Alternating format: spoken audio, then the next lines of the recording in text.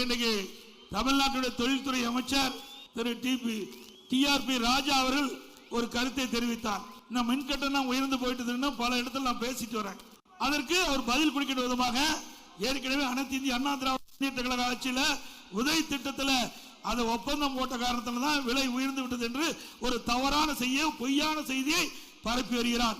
உண்மையிலேயே உதவி திட்டம் நாடு முழுவதும் இருக்கின்ற திட்டம். எல்லா மாநிலம் கையெழுத்து போட்டு ஒப்பந்தத்தில் கையெழுத்து போட்டு விட்டார்கள். நாம் 2 விதிகளை நாம் நிபந்தனை விதித்தோம்.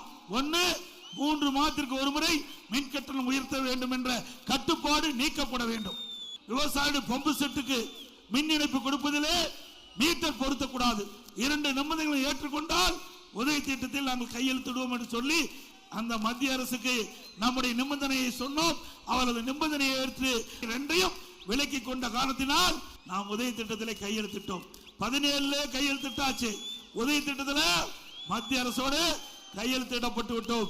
17-18 மின் கட்டணம் உயர்ல, 18-19 ஆண்டு மின் கட்டணம் உயர்ல, 18-19 ஆண்டு மின் கட்டணம் உயர்ல, 19-20 மின் கட்டணம் உயர்ல, 20-21 மின் கட்டணம் உயர்ல. 4 ஆண்டு அதிமுக ஆட்சி நடந்தது. மின் கட்டணம் உயர்த்தல. வேண்டுமென்ற திட்டமிட்டு ஒரு பொய்யான செய்தியை மக்களிடத்தில் பரப்பி வருகிறார்கள். தொழில்துறை அமைச்சர் திரு டிஆர்பி ராஜா அவர்களை நேரத்தில் சுட்டிக்காட்ட விழுகின்றேன்.